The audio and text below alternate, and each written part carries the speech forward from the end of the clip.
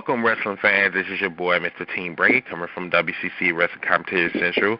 Where's my boy, Mr. Maurice at? Yeah, right here. How's everybody doing on this Labor Day evening? I hope y'all had a good time cooking out. Oh, no matter what part of the weekend y'all did it. Oh, yeah, that's right. Happy Labor Day. I'm sorry. I was asleep. I didn't give a fuck about today. I had a day off, so that was my Labor Day for me, so I didn't give a fuck anyway. But anyway, we wanted to let you know, WCC always wanted to let you know, please support your local wrestling. You never know who might be the next WWE superstar. And also, we are live every Monday in here after Raw at 10:30 Central at 760-569-7676, extension number 200446, and remember to hit that good pound. So, overall, me and Maurice was talking back and forth while Raw was on, and quite frankly, there were some things that Mr. Maurice had kind of pointed out that, hell, he even kind of opened my eyes a little bit about this whole power struggle with Triple H and everybody else that he's targeting. But what we're going to do is we're going to talk about that a little bit after the show. We just want to give y'all a little rundown of what happened on Raw. So, let me just do a recap. Okay, so first of all, Raw was from Iowa, Des Moines, Iowa. It kicked off with the WWE COO, Triple H, and WWE Champion Randy Orton in the ring with Shields around the ring. Of course, this is like a rerun or like from last week. Orton said that he said that he felt like he was disrespected and resolved. He had to deal with Daniel Bryan for defacing his car last week, his Escalade, quote unquote, that Triple H had bought for him or whatever. And then Orton went on to say that Bryan doesn't have what it takes to be the next WWE champion. He should give up his WWE title shot at Night of Champions. Triple H says that Bryan is listening to the crowd too much because the people is confusing his popularity over business. I'm not know if that's actually correct, but that's another thing. So Bryan comes out to address Triple H and Randy Orton's comments. Daniel Bryan refused to give up his title shot, and he knows that he can beat Randy Orton for the WWE title. Unfortunately, Daniel Bryan, I would have to disagree with you on that because you're too outnumbered and you don't have no allies, and that's what's going to really fuck you up in the end. So Triple H and Randy Orton run into Cody Rhodes. Cody wanted to defend Daniel Bryan about Orton and Bryan having a WWE Championship match at Night of Champions, and saying that that's good for business. Triple H reminds Cody Rhodes that he is the COO and he decides what's good for business. So, in response, Triple H says that Rhodes and Orton is going to have a non-title match, but if he loses, he's going to be fired.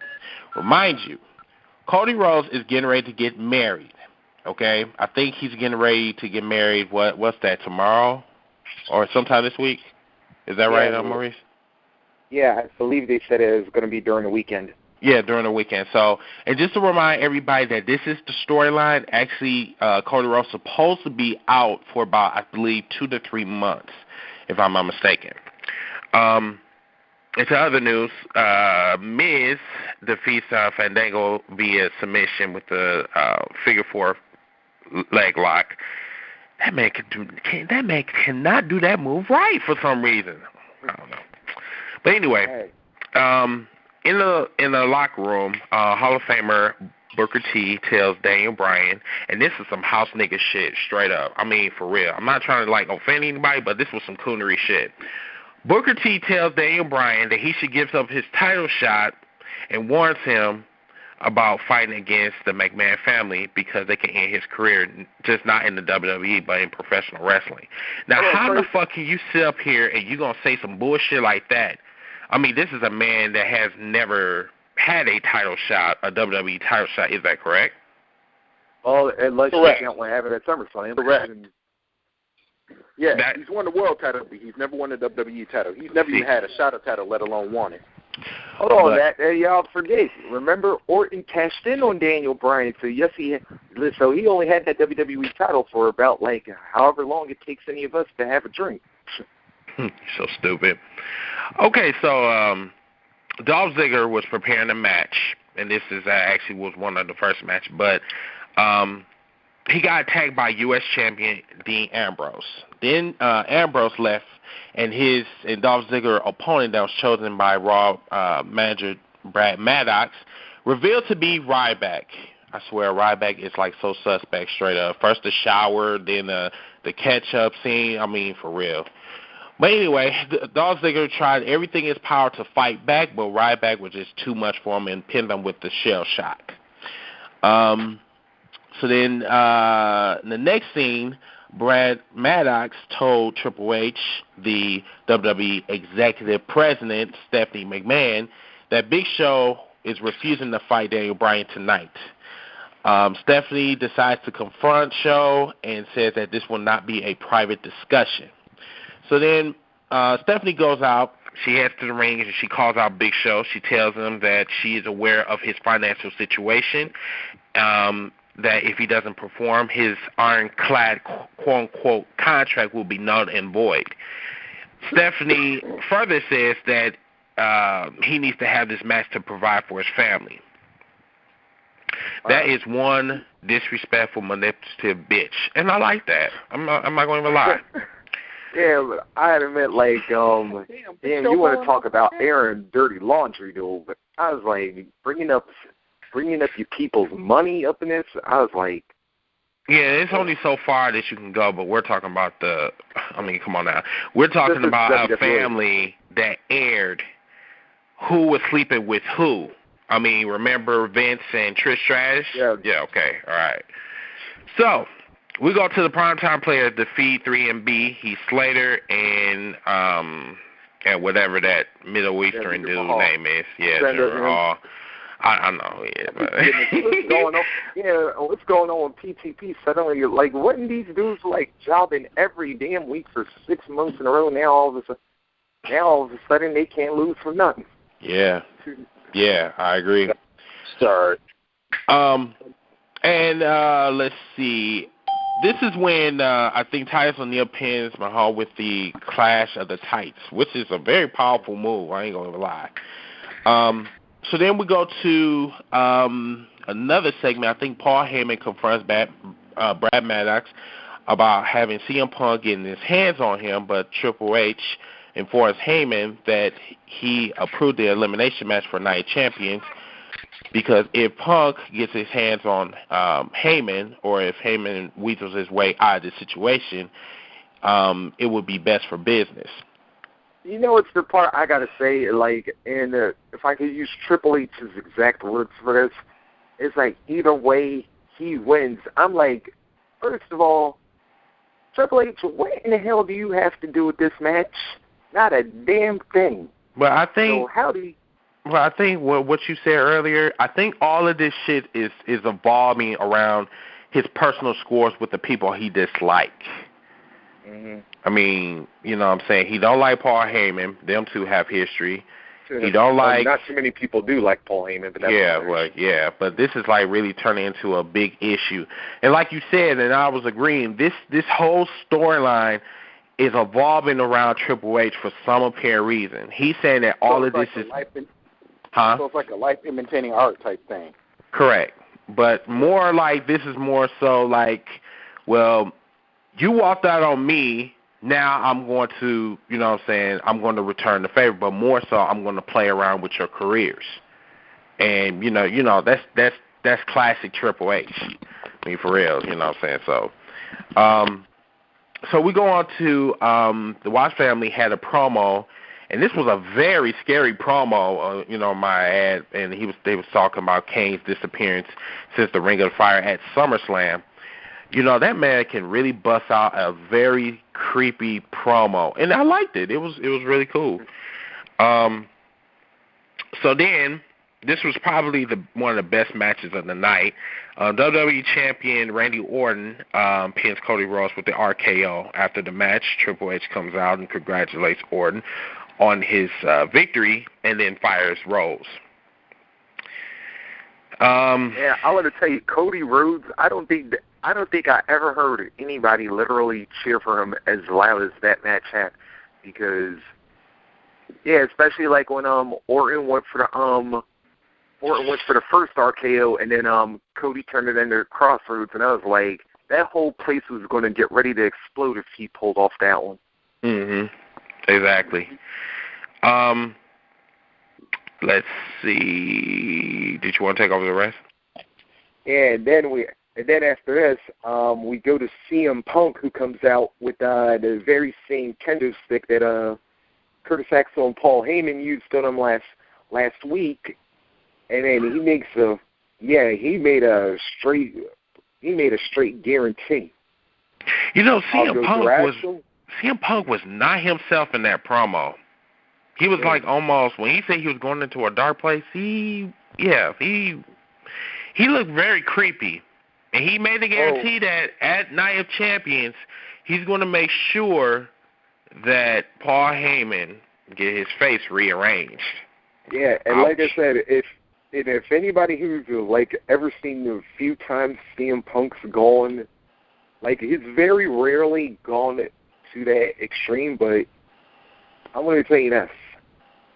This may be one of the few times that if you want to see CM Punk at his worst, watch Night of Champions, because let me tell you, especially when it comes to Paul Heyman and their history, this will not be for those with the weak stomach. I will warn you now. Well, okay. Let's go. It's a triple threat match. Natalya, Naomi, and Brie Bella ended with a no contest, with the Divas champion AJ Lee interfered, only to be laid out by the Total Divas. And let me say, I don't know what to really think about that segment. Like, I mean, what you think? Hey, dude, I'll be honest. That was a Friday moment, because, I didn't think, because I honestly thought like, I didn't know which one was going to do it, but all three of them was going to knock AJ out at some point, because after how AJ went off on them last week, I was like, you just opened up like. You just opened up the floodgates right now asking for that ass wasn't. Exactly. So the next match, Rob Van Dam pins Damian Sandow with the 5-star frog splash. Despite the world champion Alberto, RVD's opponent for Night Champions, Alberto Del Rio comes out to the stage and personally observes the match.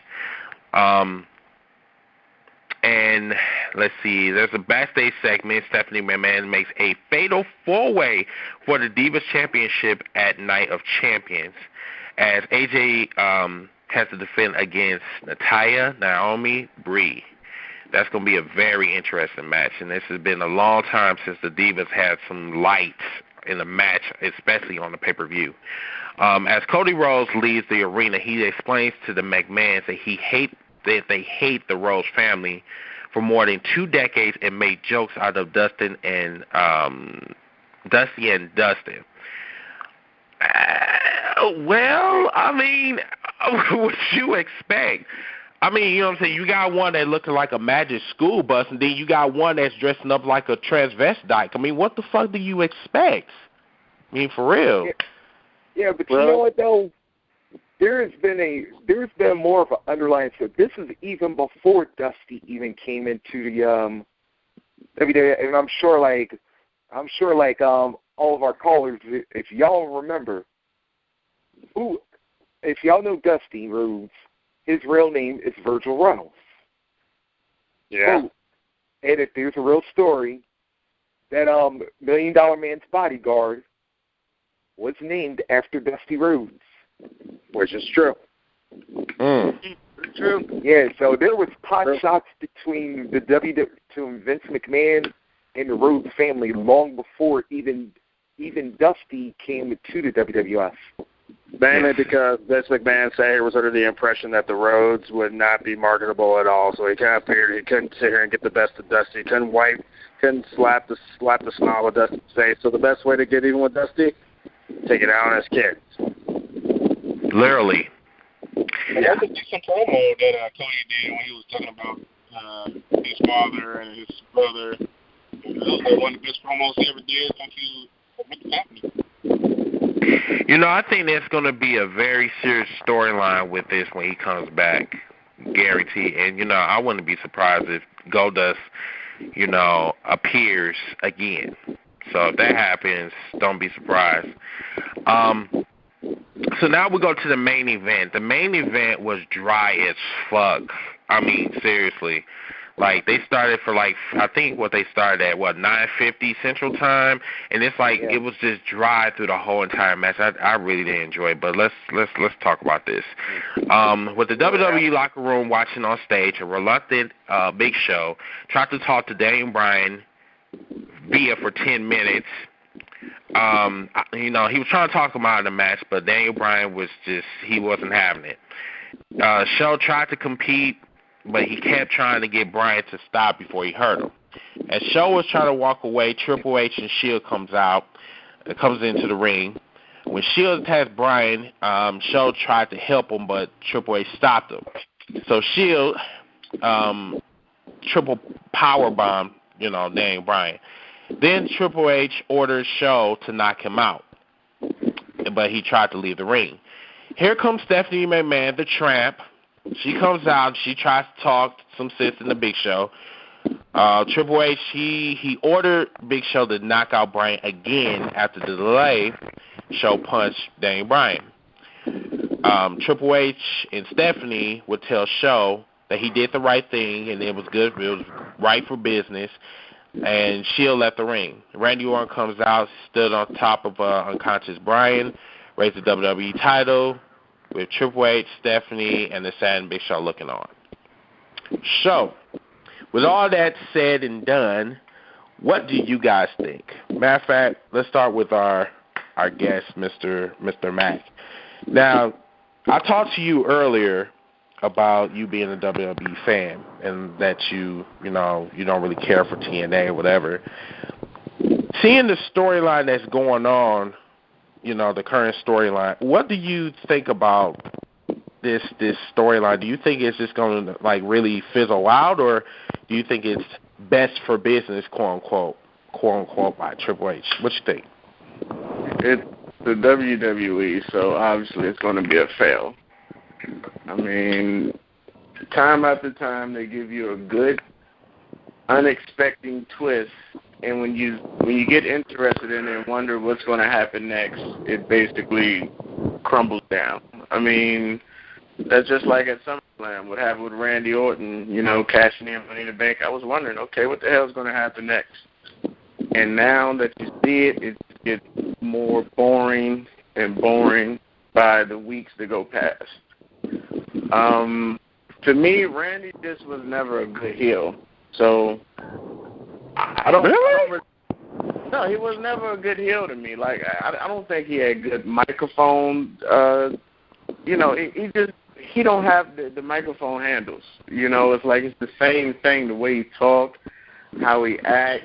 I think he's that Viper guy, like they said. Give him that Stone Cold type of attitude. I don't mean just whip ass. I mean the guy who just don't pick a side. Like, he can go against the bad, he can go against the face, he can go against whoever it is. Just let him be the type who can strike at anybody. Like, I think he's the best when he's at that point where you just can't trust Randy Orton. But, I mean, to be honest, I was expecting Randy Orton after SummerSlam. I was expecting him to come out and give me that whole Rock scene when he was like, all week long, the Rock's phone been ringing off the hook. with one question: Why, Rock? Why did you sell out? I was expecting him to do that whole promo when The Rock joined the corporation because that's what it looked like. Mm-hmm. And now it's just, I don't know, like WWE. It's just like I said, they give you something good and then they fuck it all up towards the end, and it's never what you expected, or it is what you expected, which makes it so predictable. So I don't think it's going to be good for business, but they're going to make it look like it was good for business, and it's just going to end up being nothing until somebody comes back, until they bring someone good. They really need to dig in and bring out someone either we haven't seen in a while or someone the crowd really wants back. And that's not Rey Mysterio because he's supposed to be coming back this month. No, I don't think. No, Rey. We need a contender, a world champion contender, because Rey Mysterio was never a real world champion, if you ask me. Never. Well, damn. I mean, I love Rey. He did a lot. He did a lot of entertaining, but he was never a real champion. I mean, I can go as far to say is, like, how many people think Triple H is overrated? Because I truly think he was overrated. I don't think Triple H could really win a match over by himself. He needs help. Like every match Triple H done, he needed someone who was, either just as big as he is or bigger than he is. Because, his WrestleMania matches with The Undertaker that shit blew. The same with him and Brock Lesnar. Those matches suck. Do anybody want to do a rebuttal? Well, okay. I do.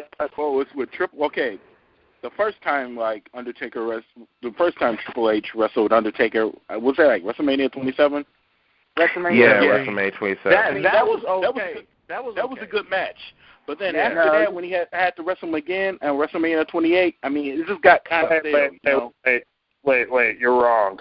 You're wrong. With WrestleMania 17, if you don't. Yeah, it was WrestleMania. It was WrestleMania 17, 27. Yeah, those two. Yeah, that's 17, but I'm talking about like WrestleMania 27. Okay. Yeah, I'm talking about like the back-to-back, Mm-hmm. But, yeah. I mean, WrestleMania 27, that was a good match, though. I admit that was a good match. But like WrestleMania 28, it was kind of stale. I mean, you already knew Undertaker was going to win, so it's just like, yeah. Like, who gives a fuck, right? Let's see. Let's go to another caller. Ron, I know you got something to say. Oh, no. See, I'm trying my hardest to try to sit here and play nice with this whole thing. I'm trying my best not to sit here and, oh, fuck it, who the hell am I kidding? Really? 2, 3 weeks? What are we in? Week 3 of this bullshit saga where Randy Orton is so-called so unstoppable that he can't be beaten, that the Shield's being dominant, that Daniel Bryan's too weak to fight, and that Triple H is still wearing the same fucking suit that he was wearing before he changed to a free outfit. That Stephanie McMahon is still some bona fide, big-nose, fake tit cunt that apparently wants to sit here and run her mouth all the time. I swear, honestly, if you literally put brown paint on her, brownish, yellowish paint, maybe chop her hair a little smaller and give her a big-ass fucking cougar necklace, guess who you got? Vicky motherfucking Guerrero in a pantsuit. Don't give me this bullshit about how this is good for business and how this bullshit is supposed to basically make us better. Honestly, I said it before we went on the air. I'm going to say it again. If you want me to watch basically something other than Monday Night Raw, just say it before you go on air so that at least I can find something. Because as I say right now, I just got my damn cable back on. I got a fucking DVR full of shows I could be watching other than watching Triple H talk about how this is good for business. And Stephanie McMahon around and go, yes, do it for the family, And Randy Orton run his mouth about everybody needs to show me respect. And, of course, the Three Stooges are all about, you got to believe. You have to believe the shit. And I think I actually chimed in on this last week, just for the record.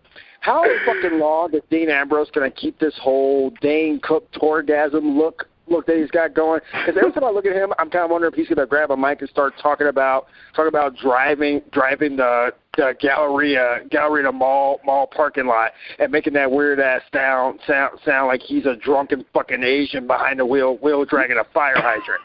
I'm sorry to sit here and say this, but no matter what the hell anybody will sit here and say, no matter how much you want to say that this is good TV and this is good for ratings, I saw this shit when I was 13 years old. That was 20 fucking years ago. I don't want to see this shit anymore. Give me something new. Give me something fresh. And Paul, Steph, Randy, and all you sorry little bastards up there in your cute little house in Connecticut, pay attention.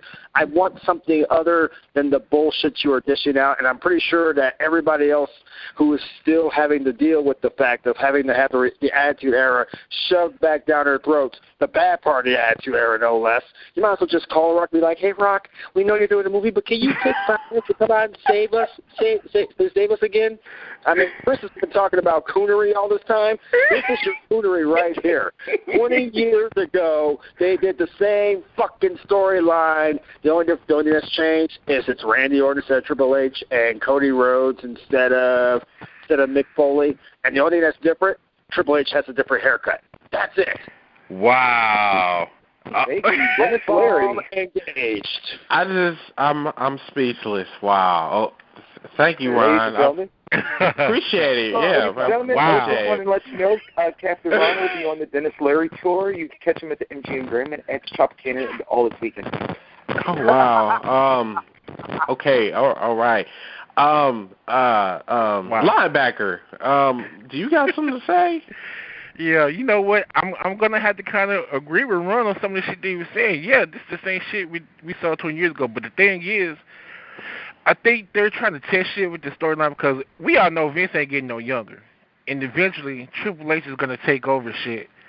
I think they're trying to make a run with him as the corporate bad, to take the place of Vince as the asshole boss. Basically, this is what that is. But I think the main question is he doing a good job? I don't think he's doing a good job. No, he's not. He's not. This heel turn for him is nothing like what he used to be because it's not the same. It's not the same not even what Max said. Like I kind of disagree. Well, actually, I do. I disagree with Max saying that Randy Orton is not a good heel. He's not. I think what he meant to say was, I don't think he's a good corporate heel. No, he's trying. No. Yeah, he's best. He's best when he's heel on his own. When he's doing his own shit. But wasn't Stone Cold the same way? Like people wanted him to be that heel, but he just whipped ass on anybody and didn't give a damn what the fans thought or what the wrestlers thought. And he became, this good guy all of a sudden. So that's what I meant by it. See, that's the thing. People cheered for Stone Cold whether if he was heel or face. Orton don't get that reaction. They did cheer for Randy Orton when he RKO'd John Cena. Yeah, exactly. But if they would have been Stone Cold to do it, they would have cheered him no matter what because it's Stone Cold. Yeah, Randy Orton don't got it like that. Randy Orton is like, his promos is dry as fuck. Like, like I'm like so serious. Like he could be standing in the middle of the ring with that WWE Championship all glistening, shiny or whatever, and I still wouldn't give a fuck of what he says. When he was the Viper, dude was vicious than a bitch, kicking people in the head. You know what I'm saying? Doing DDTs off of the top rope. Dude, the shit was crazy. Hey, let me tell you his best. Let me tell you his best heel run was the Legend Killer.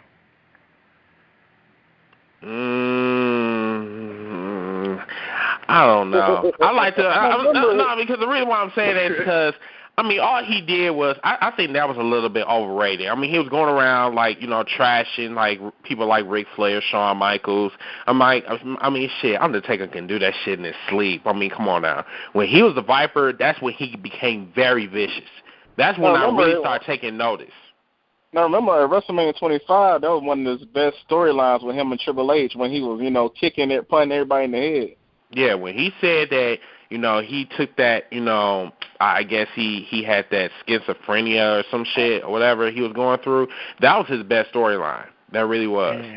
But go ahead. Another reason why I don't think this is working because everybody remembers the shit that he put Triple H and Stephanie through. Now all of a sudden he's gonna be their main guy. Mhm. It doesn't really make sense. It doesn't really make sense. It's like this whole storyline. It's like it's losing its fire like quickly. Like I'm tired of seeing Daniel Bryan getting his ass whooped like week in and week out. I mean, I'm serious, bro. Like I mean, dude. The shit is like getting to the point. It's getting just. It's redundant. Like, okay, look, dude, but fuck, at the same dude. time, it's like it happens on Raw and SmackDown. It should just keep it on Raw and let SmackDown do their own thing. See, and that's another thing with SmackDown. SmackDown is nothing more than a recap show. That's all that is. Because it's a reason why I don't watch SmackDown. I was telling Mac this earlier. I said I do not watch SmackDown because for the simple fact the shit is taped. The shit is just stupid. It's just stupid. Why the fuck do I need to sit here and watch what happened on Raw? You know what I'm saying? And then watch the same shit that happened on SmackDown that happened on Raw. I mean, come on now, dude. Yeah, but in this whole storyline, to me, they put two of the worst promo cutters on the same team, which is Triple H and Randy Orton. Like I said, these two guys need help when it comes to cutting the promo. Triple H, I mean, like, if you just sit there in the ring, it's so boring when you look at both of these guys with the mic, and you got Randy, I deserve respect, and I'm your champion now, and then they pass the mic to Triple H, and he goes, so you know, today, and it's like, what are they talking about? Like, it just gets so fucking boring. I mean, that's when you need a Stone Cold to come out and interrupt the shit. You know what I'm saying? They don't have that type of aggressiveness. They don't have that type of superstar who can come out and cut the promo to make these two fucking idiots look like they're cutting a good promo. He's saying you can RKO his wife and I'll buy your Escalade, man. Stupid. The first time he said, I'm not happy. We still got issues with each other, but this is good for business. And it's like, come on, Triple H, what the hell? I mean, isn't this what how corporations always are? They're always saying one thing, but then they wind up doing another, and then it's like they always say the same five things. And it's like, okay. See, I should know that. I work for a corporation. I work for Time Warner Cable. These motherfuckers change at random. Yeah, and it's like, okay, whoever's the dude that can bring in the money, isn't that the guy that he could literally suck at everything else? But if somehow he's the one bringing in money, who's the dude they're going to back up?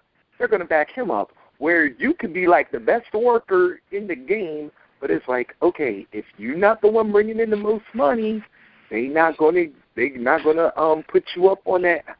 They're not gonna put you up to that next level, and that's the same thing that's going on here. But they don't have that one guy. They don't have that one guy who you can say, okay, if we put Randy Orton in the ring with that one person, he will beat his ass. I mean, like I said, the old corporation, you had that with Stone Cold. If you take away the whole extra, you know, the big boss man and all of them who was, you know, the extras in there who can help you win a match, if you say, okay, put The Rock in there with just Stone Cold in a cage match, you know The Rock lost that match. Mm-hmm. They don't have that. Daniel Bryan is not that person. Yeah. Yeah. You know, so I think, like I said, they don't have someone who can help them cut the promo. Yeah, that's true too, and you know, I think this is just they're kind of testing Daniel Bryan to see if he can actually pick up the ball and run with it. You know what I'm saying? Just like with you know, with Stone Cold, when he left, when he re-injured his neck, guess who picked up the ball? It was Triple H and The Rock. Them two really didn't like each other in real life. I mean, but still, they had chemistry in the ring. You know what I'm saying? We don't have that luxury in this era because everybody and their mama, they either gets pushed and then gets reburied. You know what I'm saying? Like Dorothy the Clown. He was picked up from his grave and then reburied again. You know what I'm saying? Rest in peace. Rest in peace, by the way. I'm sorry. But at the same time, Stone Cold, even though when he left, when he re-injured his neck, The Rock and Triple H were still two guys who was known to have history with one another. That you can see. You seen they was the next superstars in line. You can see that. I mean, because like I said, Triple H and The Rock cut good promos at the Intercontinental level, all the way back to, Nation of Domination versus DX. And so did The Rock and Stone Cold. They also cut good promos with one another, and then Stone Cold just got that extra push. So you can tell who was going to be the next guys in line. Who can you say Daniel Bryan had that big, like those good promos and those good matches, those historic matches that's not on a world title level? Whoa, okay. I am sick and tired of everyone bashing Daniel Bryan since he lost the belt, okay? Everyone saying, oh, he can't hold the ball, he can't carry it. Let me tell you something. Anyone who thinks that, they need to watch his Ring of Honor matches and get their eyes checked. Oh, God. Okay, hold on. Doug, okay. First of all, we're not in Ring of Honor. That was in the past. Exactly. We're in the future. Okay.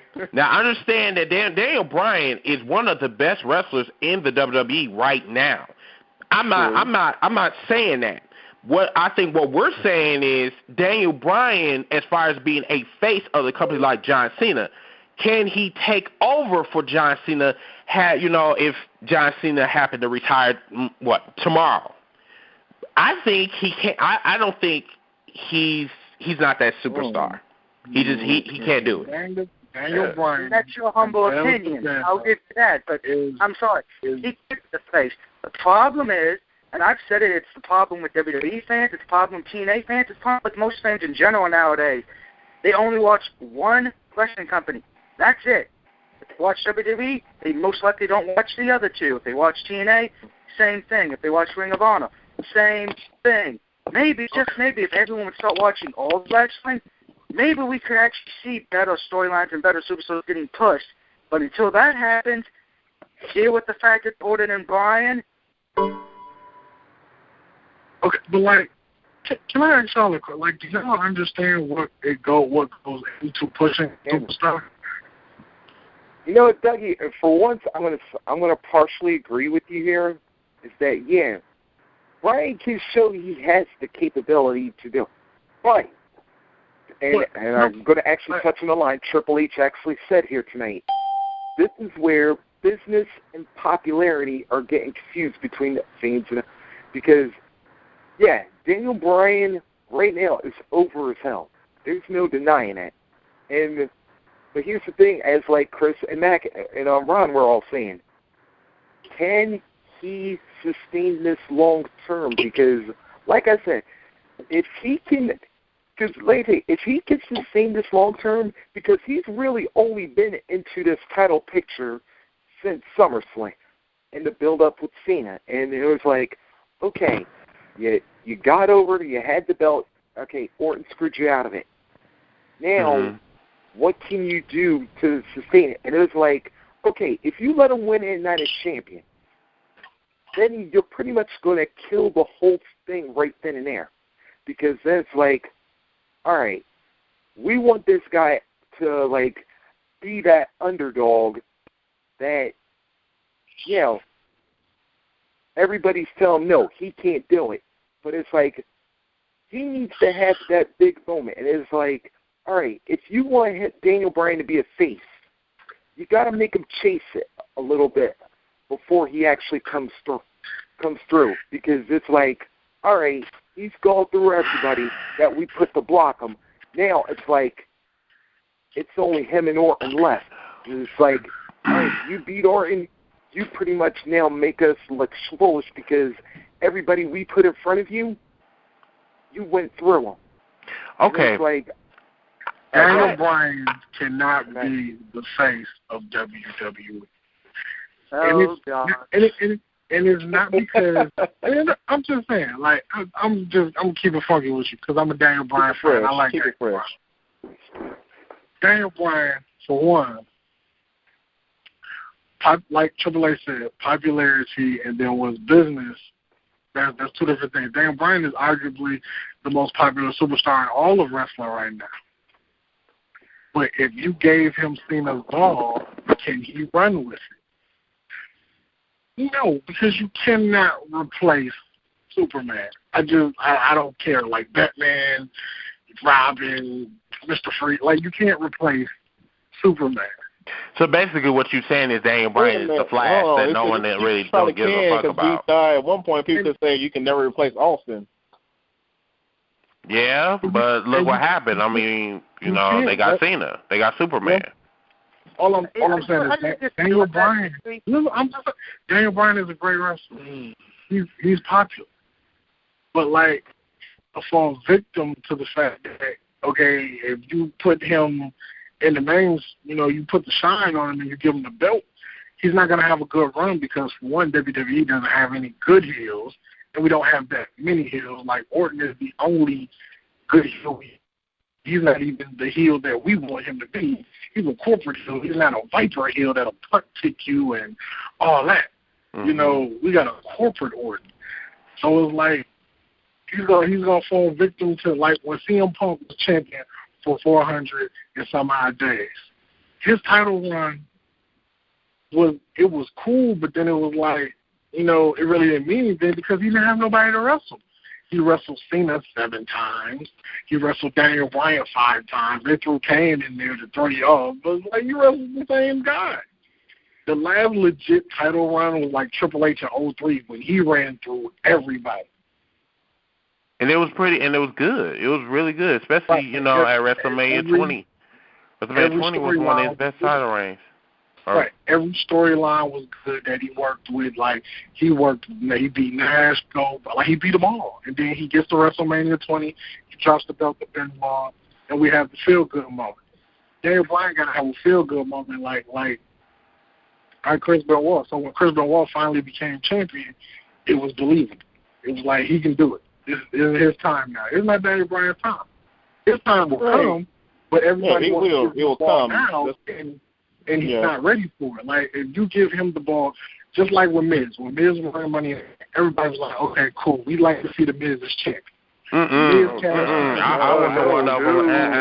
Look, I'm not for everybody. Just saying, there were certain people that was like, damn, you know, Miz, you know, and like when Miz became the champion, everybody got bored. It was like, you know, your chase is better than your title run. Like Jeff Hardy. Jeff Hardy is a prime example. Jeff Hardy's chase to the belt was way better than any of his title runs. Wait, who? Jeff Hardy. Jeff Hardy's chase to the belt was way better than any of his title runs. I disagree. I think Jeff Hardy's done terrible, so. I mean, he was only champion for a fucking month.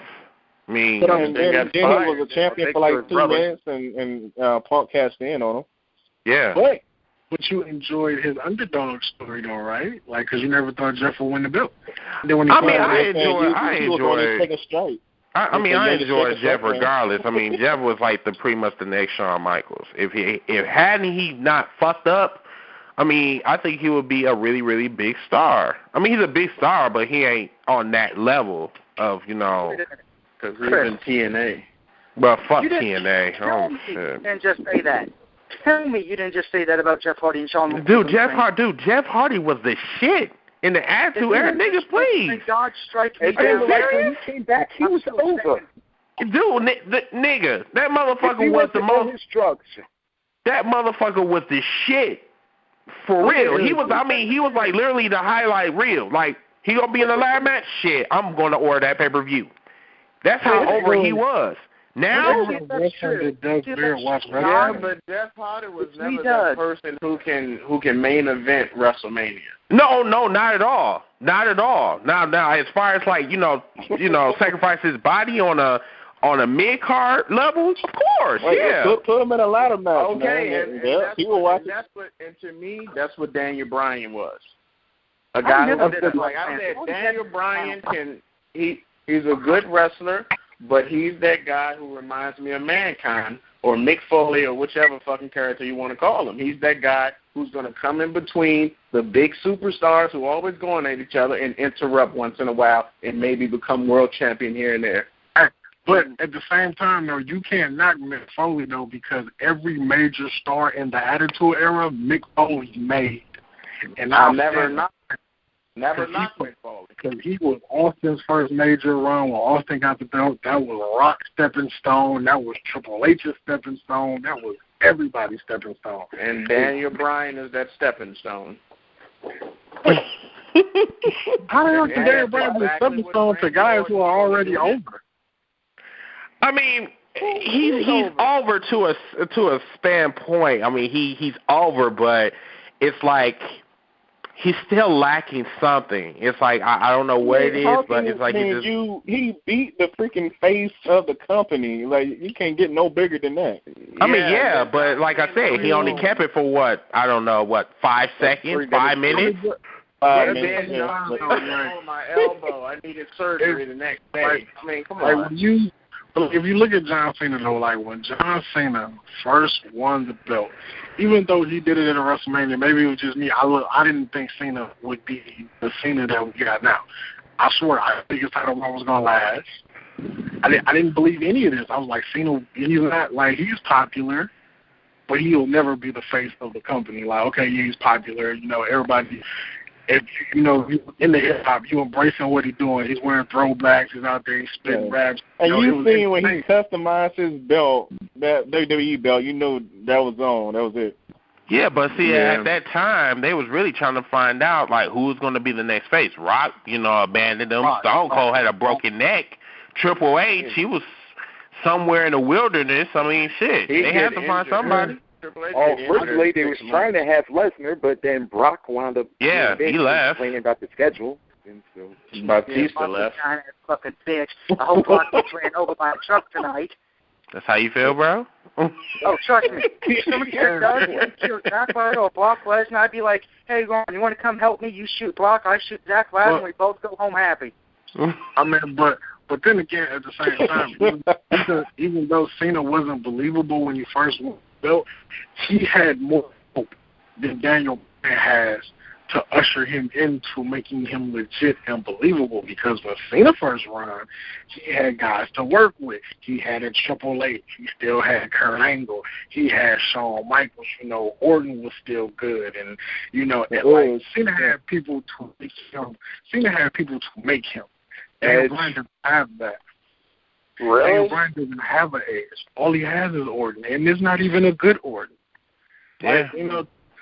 Like, you can't, like, you go for a victim to a roster that's full of nobodies in this era we in. That's why I'm Dolph Ziggler gonna fall victim to the fact that he ain't got nobody. Like, you don't have any help.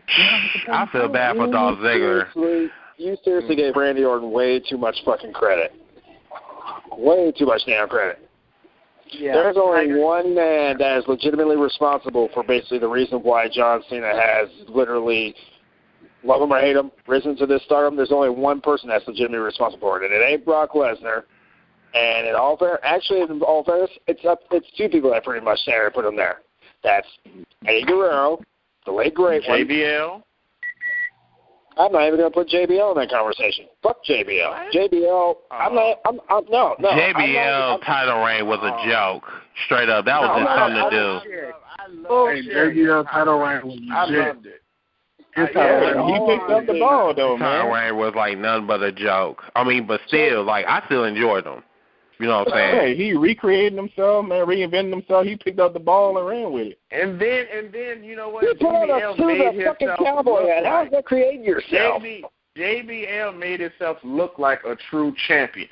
He had his own stable. He had his own personal bodyguards. He made his own rules. He had connection with the general manager. He did it his way, and I like that type of shit. You say he had his own bodyguard? You know that drag queen was not a bodyguard. He was his hairstylist. No. He's talking about the brass. No, he's talking about the bashers. The bashers. Oh, never mind. Even worse, named off for JBL.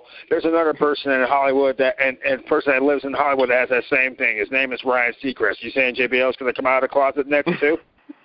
Hey, whether you love JBL or you hate him, like, it's only a few people that I don't have think been world champion and brought a certain kind of swag to it that makes you look like a world champion. Like when JBL wore suits in the cabinet, like it was cool. Like, you know, I think that's why I like Evolution so much, because Triple H looked like a world champion, and he reminded me of I'm sorry. I'm trying to remember before HJBL was shoved down our throats. Who was WWE champion? A guy who wore a T-shirt, his wrestling gear, and drove a lowrider. Who was champion before him? A big muscle-bound jerk-off from Minnesota. Who was champion before him? The man who would become known as the most electrifying man in sports entertainment.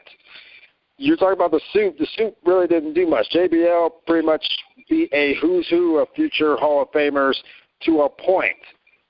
But the bottom line is that JBL really didn't do much this time except sit here and dance and wear boots and put big ass fucking horns on us, horns on a fucking Chevrolet Chrysler. Right. He just loved just kicking your ass. That's what I loved about JBL. He didn't give a fuck who in the hell you were. You was gonna get a clothesline from hell. It's gonna be lights out. He drinking a beer. Like him being with APA, he did the same thing. Not so much. That's just like if you look at The Rock. If you look at The Rock's best title range, it was when he was dressing in the Versace shirts, wearing the $600 shoes. Nah, you know what? His best run when he was Hollywood Rock, that nigga was hilarious. But he wasn't champion as Hollywood. He wasn't champion. You would have thought he was champion, though, for real. Rock's best title didn't come till 2000, and that's because he held it the longest in 2000. After that backlash, Rock held the belt all the way to October, so that was his best run. Hands down. Yeah, and that was basically thanks to because Stone Cold was, had a broken neck. So, you got to give the belt to somebody. Right. Well, they did when he sat here and had his had his first little neck problem and went through his whole little thing at the last minute. All right. Let me ask you a question for everyone. Go ahead. All right. Let me ask you a question for everyone. If you can take Randy Orton out of the picture to be the new face of this company, who would you replace with that? Who would you say give him that shot instead of Randy Orton? That's okay. This current roster that we got right now, that's a very thin roster. And it's like really kind of fucked up that we just really don't know. Like, wow. No offense, I was like not even Punk, because like I said, with that even though he had the 400+ day reign, we was talking about how half of that became irrelevant. I disagree. Punk does have the potential to do that, but I think the reason why I wouldn't say Punk, but Punk is he's rebellious, and I think that's what's going to Punk really would be perfect in D-Bryce's position against the Machine. Punk would be better in D-Bryce's position. Punk would never let you vanilla his character. His character is not meant to be vanilla. So he could never be the person of the company. Yeah, the worst part is that CM Punk has been all this Stone Cold role. Yeah, that's that part. CM Punk threw a pipe bomb out. So to be really honest with you, Mac, really don't know. I think the creative knew they didn't have anybody else either. That's why they put it on Orton. Right. And this is my thought. Like, I know he was very horrible as far as using the microphone. He didn't have good microphone taste, but I really got a thing for John Morrison. I really thought John Morrison should be the next guy in line. Now, if they would have brought him back and just made him look like the baby face, even though he's the heel, made him look like the guy that everybody needs to like, and just change him up a little bit. No more of that furry shit. Just make him look Hollywood. Make him look like Morrison. Isn't furry pretty much Hollywood? I'm just throwing that out there. When Vince McMahon went on record and said John Morrison don't look like he can kick nobody's ass, it was over for him. He was never going to be world champion. but don't Brad Maddox remind you of John Morrison? Who? I still would have been surprised. Brad Maddox. Hell no. No, not even. No. He looked like Eric Bischoff's son. Hold on. It's funny though that you bring up that. Fresh. It's funny you bring up that quote because Guess who was the one person that he said Daniel Bryan. Could. Thank you very much. Said anybody who looks like they can kick ass is Daniel Bryan. John Morrison, no. And he laughed. That's fucked up. Hey, y'all, we're gonna continue this discussion on the after show or whatever. So everybody stay tuned. But everybody, thank you so much for coming on the show. We'll be back next Monday, same time, 10:30 Central. Remember to call in at 760-569-7676, extension number 200446. And always remember, always hit the pound. Tomorrow we're going to have the Overload Show with Sean and probably myself. Wednesday, what you got planned for Wednesday, Reese? Wednesday night, since, as we all know, football season starting up next week, I have decided that I am going to, I know some people ain't happy about that. We're going to talk about football stars who went from the gridiron to the squared circle. All right. Thursday for the TNA recipe. What you got for us, Mr. Red? Oh man, we have, in addition to TNA, we're gonna talk about this clusterfuck of Hogan last week. See, that's fucked up. Madison Rain's baby girl. Oh, she had the baby? Yeah. Oh, about damn time. That's right. So stupid. Well, everybody, thank you so much for coming on the show. We'll see you next Monday. Have a good night, y'all. We're out. Tiger blood.